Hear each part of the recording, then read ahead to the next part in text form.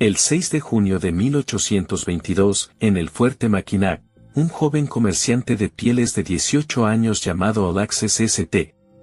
Martin entró al almacén de la compañía americana de pieles a comprar algo simple.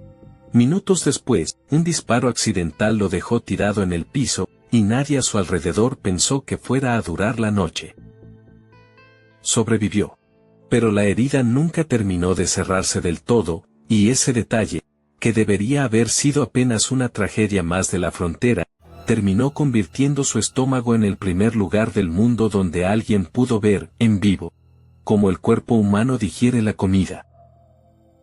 El fuerte Mackinac quedaba en la frontera norte de Michigan, un punto clave del comercio de pieles entre colonos, comerciantes y pueblos originarios de la región de los Grandes Lagos. St. Martin trabajaba ahí como voyageur, uno de los remeros y cargadores que transportaban pieles en canoa por cientos de kilómetros de agua helada. Era un puesto aislado, lejos de cualquier ciudad grande, con apenas un puñado de médicos disponibles en cientos de kilómetros a la redonda. Cualquier herida seria, en ese lugar, dependía casi por completo de quien estuviera de guardia justo ese día. El comercio de pieles no era un negocio menor, en esos años movía una parte enorme de la economía del norte de Estados Unidos y Canadá, y compañías como la americana de pieles empleaban a miles de personas repartidas en puestos remotos como Mackinac. Perder a un trabajador joven y sano por un accidente tonto era, para ellos, apenas un número más en un libro de cuentas.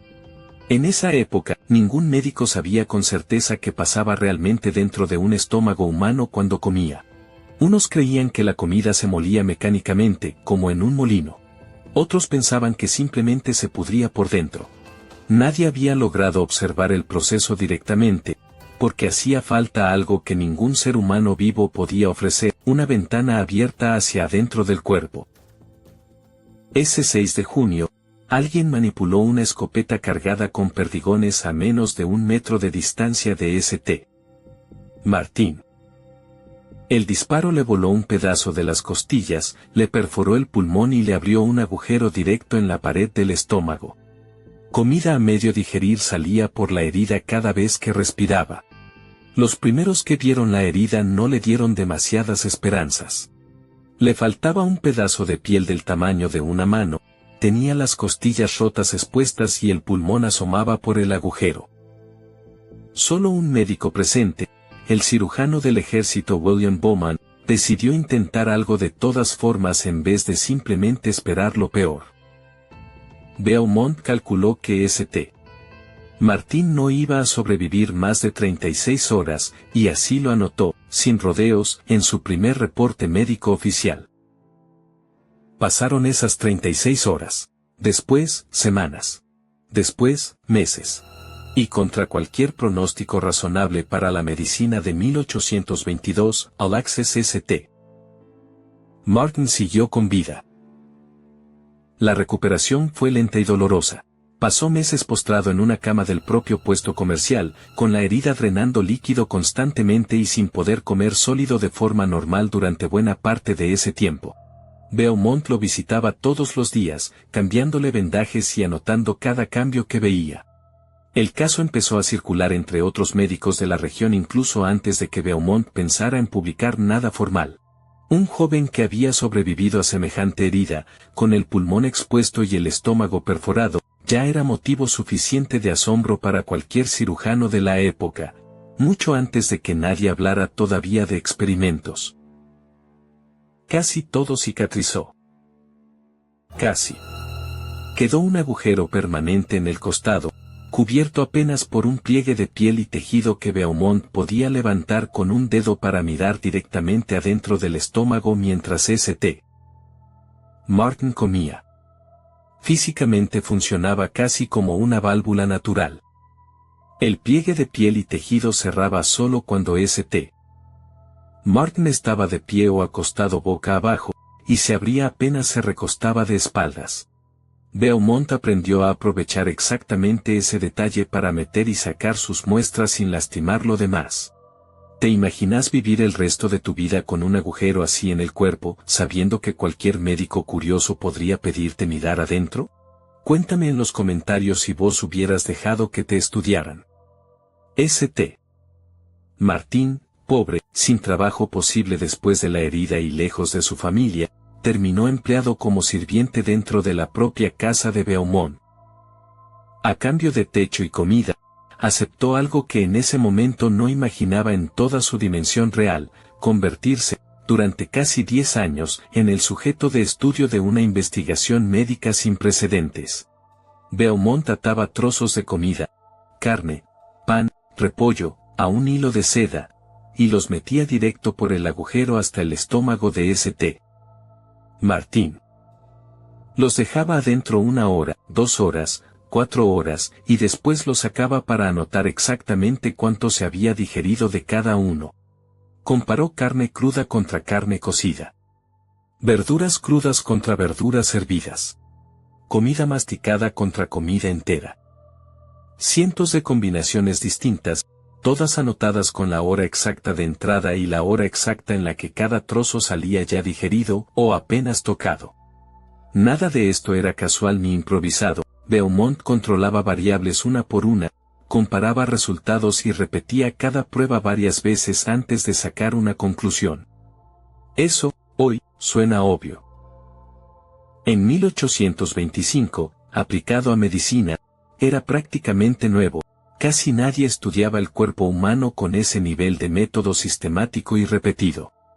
También extraía jugo gástrico puro con un tubo, para analizarlo fuera del cuerpo.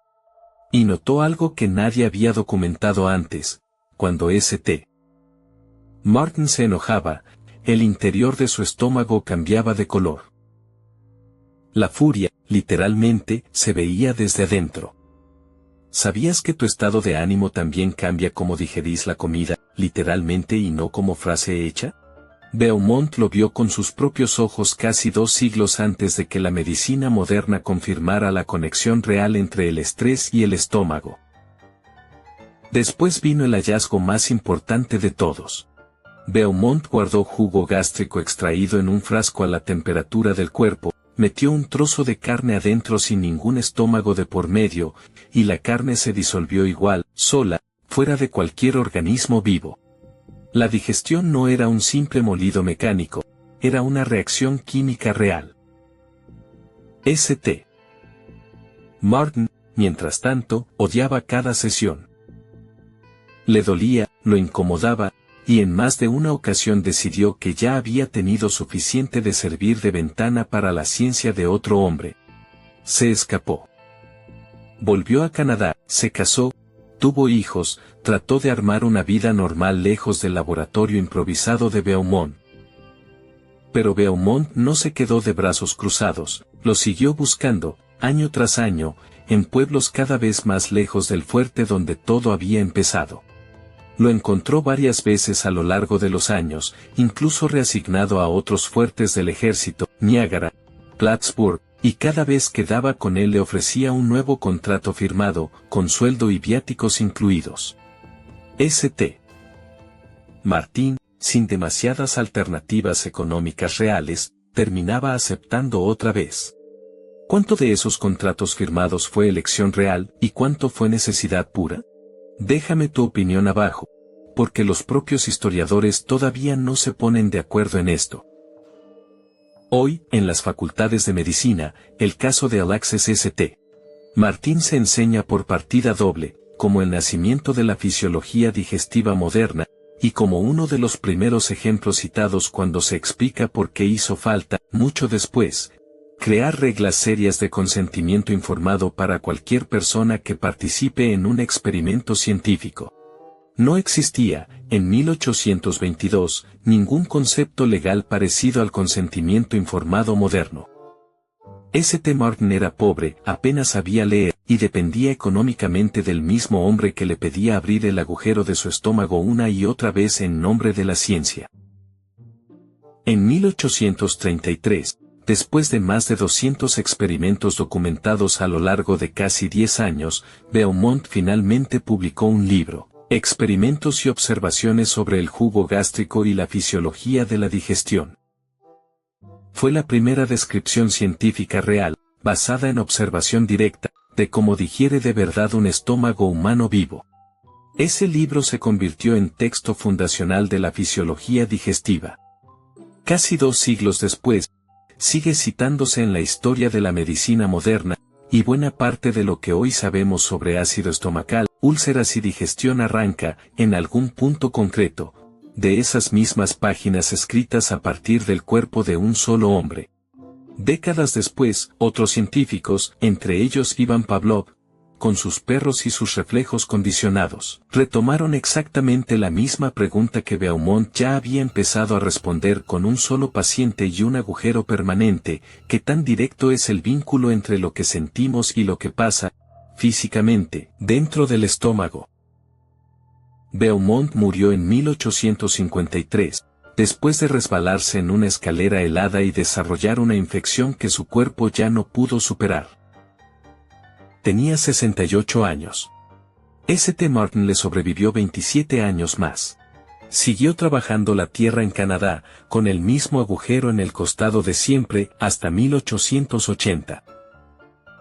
Cuando murió, su familia sabía perfectamente que su estómago lo había hecho famoso en toda la medicina de su época, y que otros médicos todavía querían conseguir su cuerpo para seguir estudiándolo, incluso después de muerto.